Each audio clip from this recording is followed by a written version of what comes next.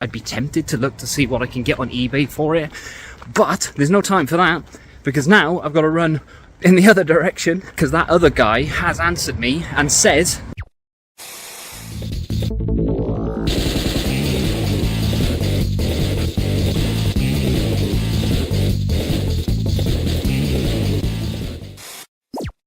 what is going on, guys? Welcome back to the free trading game collection, the series where I look to build a video game collection without spending any money on it.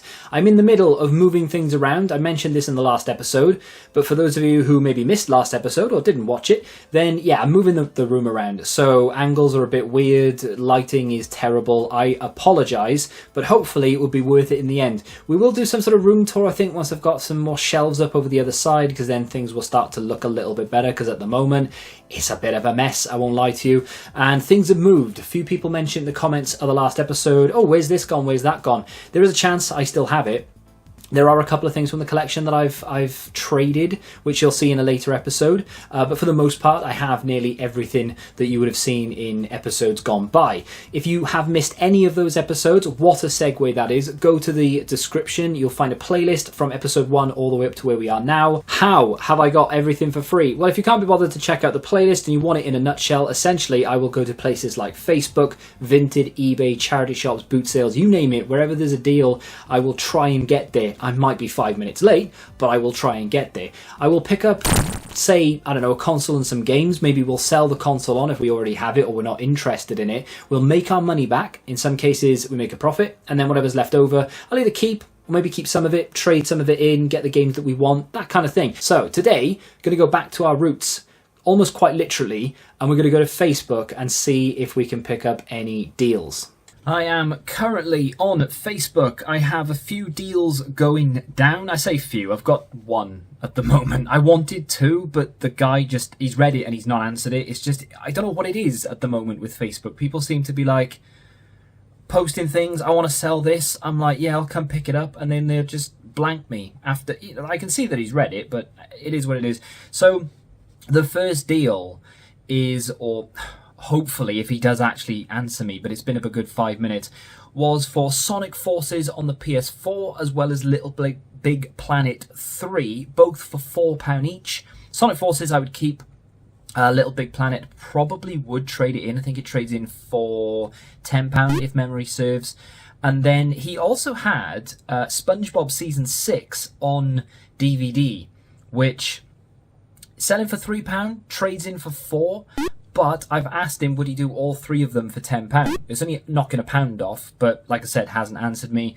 If that happens and the deal actually manages to materialise, then for 10 quid, we're getting a Sonic game, which is valued at about 18, and then we're going to get about £14 in CEX credit, which was nice. The other thing that is definitely happening, I'm about to go pick it up right now, is this game, Truck Driver, on the Xbox One. This guy is selling it for £7. I offered £5. He said, yeah, that's fine, come pick it up. It's been up there for 24 hours. People are just going to look at that and think, nah, it's rubbish. I thought it might be one of those really niche games. Turns out it is. It actually sells in CEX for 30. They trade it in for 20. So we're going to pick that up for £5. We're going to get a free £15 credit. Happy days. I say happy days. It's pissing down. Going to get wet. I actually think this is the guy we bought the PlayStation from in like episode 2, I think. Okay, so that was the same house, but I think it's his son who was selling it. So that's mad. What a small world. There it is though. Truck Driver in good condition as well. Trades for 20. They sell it for 30. I'd be tempted to look to see what I can get on eBay for it, but there's no time for that because now I've got to run in the other direction. I have been running, as you can see. I'm dressed for it. I've got to go take money out because that other guy has answered me and says that he also has more SpongeBob available, and I think they trade in for like 5 each. So let's see what we get. This is probably going to be really loud and inaudible, and it's dark now. That's how long I've been out. It's crazy. So there we go. We've got Sonic Forces, Little Big Planet, I don't know if you can see it, and then I had to show you the spines. There you go, SpongeBob as well. He did have other SpongeBobs, but they were singles, they weren't the seasons, and the seasons are the only ones that actually trade in, so I left those. But that is a pretty good deal. £10 for those, £5 for the Xbox game, if you can still hear me. Let's get back to the game room. So what I meant by going back to our roots, episode 2 or 3 or something, I was at this guy's house buying a PlayStation, which is there, don't know if you can see it or not, and a Mega Drive and a DS and loads of games. It was only £40, made loads of money on that, and added some stuff to the collection. That is now worth over £90 in credit. CEX try and get like 120 quid for it or something stupid. So what a deal that was. And we're back again with, okay, arguably not anywhere near the same level of deal, but £5 for that Xbox game, traded for 20. I've already traded it. You'll see the footage of that in a second. But then I got a message to go to the other guy who was selling Sonic Forces, Little Big Planet 3, and the SpongeBob box set. Now, I was going to keep Sonic Forces. I've traded in SpongeBob, got £4 for that, I think, and £10 for Little Big Planet 3. Cost me a tenner through and through, so yeah, already made a profit in credit there. However, Sonic Forces I think traded for like 12, maybe a bit more, can't remember, but I didn't know what to do with it, and I looked at a review and I wasn't really sure, so I thought I'll just try it. And now granted, I only played it for 25 minutes, but in those 25 minutes I was grimacing more than I was smiling, and that to me suggests, hey, you like Sonic, but I don't think you like 3D Sonic. Now, the original 3D Sonic on the Mega Drive, that's a different story, because even though it's 3D, it's still actually 2D. But either way, I quite like that game. I don't like the actual PlayStation 4, 5, Switch 3D Sonic games. I just don't like them. So in the end, granted, 25 minutes of gameplay, I traded it in. So I got £46 in credit, and I went to CEX to spend it. So here I am, looking at the PlayStation games. I wanted to pick up a specific game on the PlayStation after umming and ahhing for quite a while, because it is available on the Switch, but I decided I'm going to get it on the PlayStation. I'll show you in just a second, but a few other honourable mentions, and you're going to hear the word Switch in this video a lot, and I apologise. Play a drinking game, do whatever you want. I think the word PlayStation will pop up a lot as well, to be fair. But this right here, Diablo 3.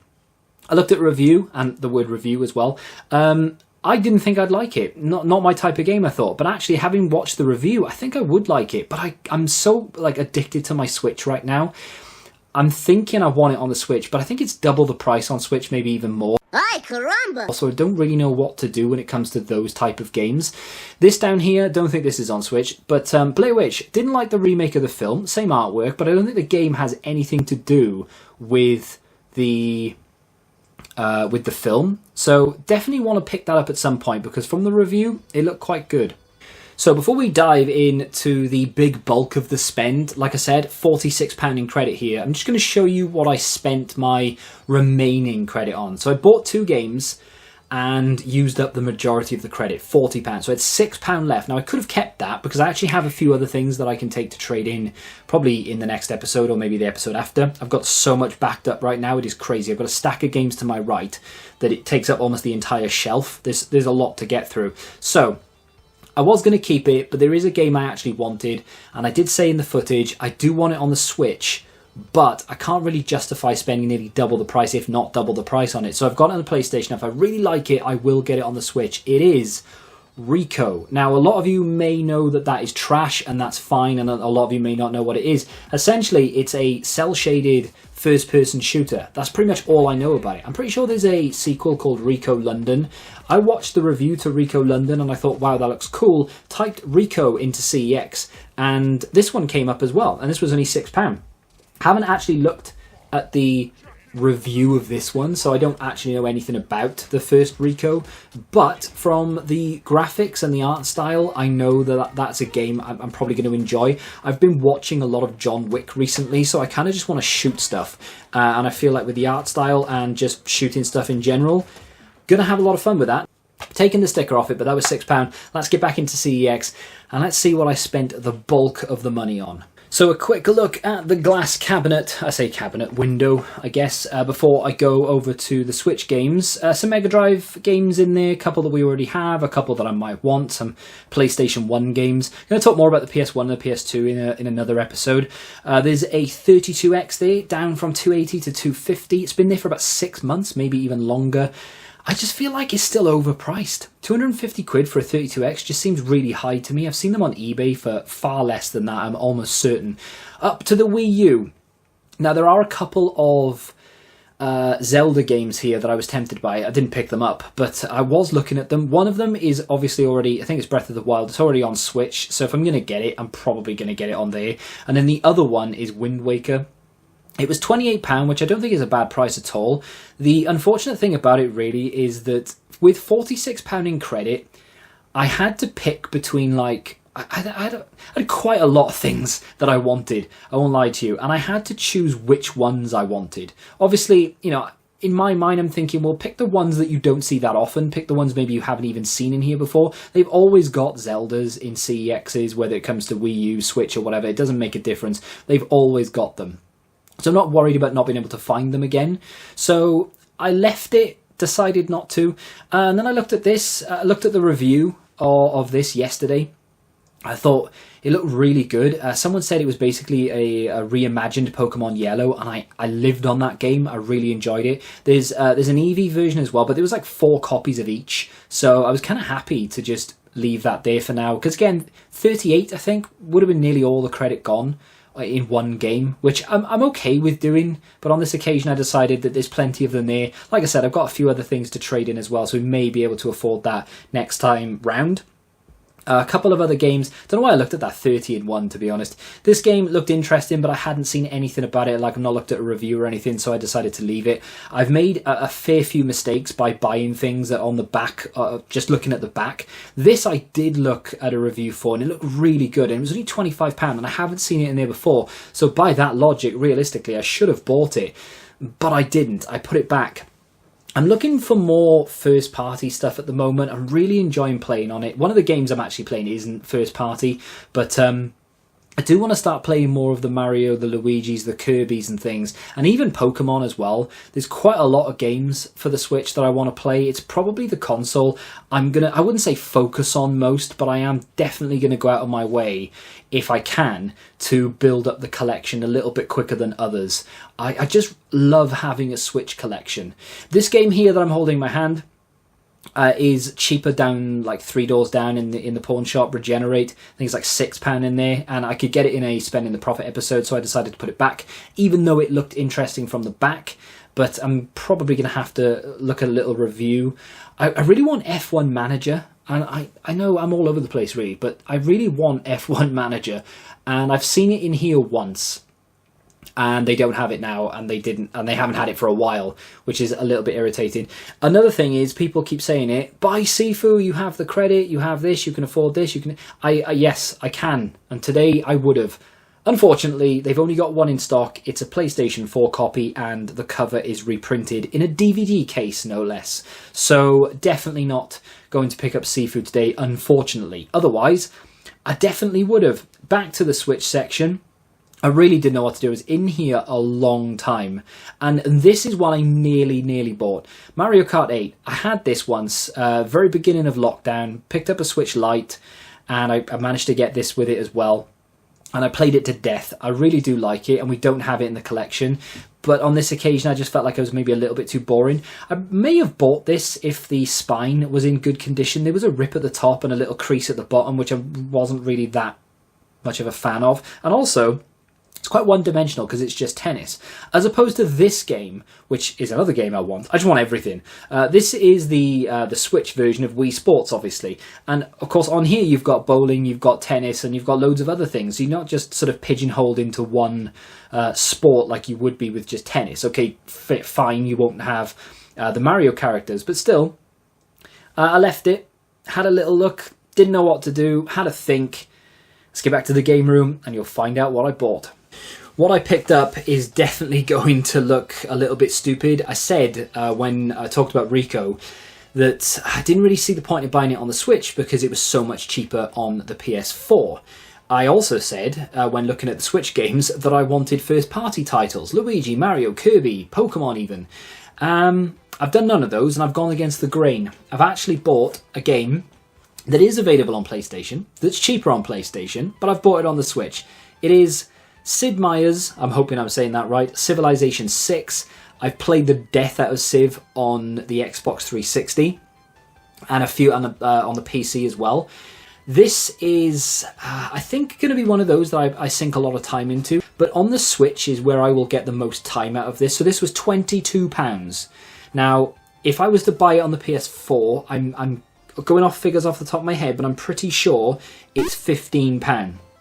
So yes, I've spent £7 extra to have this on a Switch, which you could argue may not run it as well. However, my thought process is, and everyone's going to be different here, I will spend more time on my Switch than I will my PlayStation. I'm able to play the Switch docked, which I enjoy, but I'm also able to just walk around the house with it and walk into doors, which I did yesterday, playing a particular game that I can't mention because I haven't actually bought it in this series yet.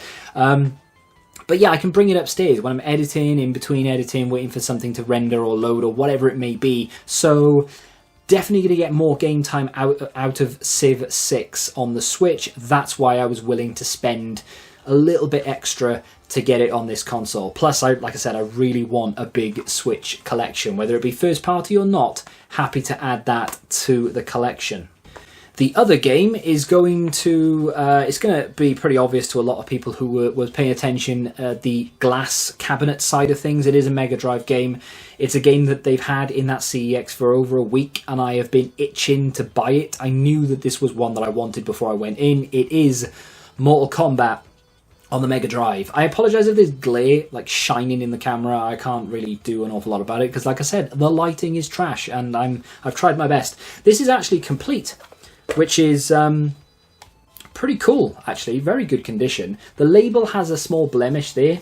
I'm alright with it. And then the manual is not too bad. There's a very small tear at the top, but other than that, it's fine. In CEX, you are going to be quite lucky to get the manual 9 times out of 10 because people can take them out before they trade them in. So that's not CEX's fault. That's just the way it is. So yeah, quite lucky to get the manual with that. Very happy to have the manual with that. £18 that was. So in total, I spent all £46 in credit and got a game that looked cool that I've never played before, a game that I sunk so much time into as a kid and loved it, and then a game that I know I'm going to sink a lot of time into as an adult, so who should probably know better and have spent less money and bought it on the PlayStation, because they had it in stock on the PS4, just want it on the Switch.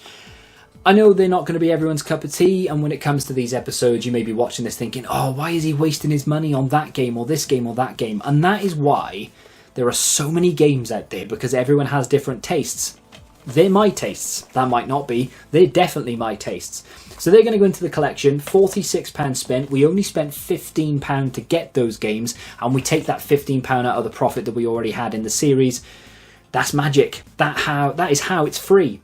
So like I said, I have a massive stack of games over there. They range from 360, Mega Drive, Switch, PlayStation 4, 5, you name it, I've got it over there. And they will all be showcased off to you in upcoming episodes. I've got so much recorded. I also picked up something incredible today, and I genuinely cannot believe it was still there in a charity shop. I was amazed. But that is going to be for another episode. If you have enjoyed this one, do me a favour and hit that like button. Subscribe to the channel if you're new, and until the next time, goodbye.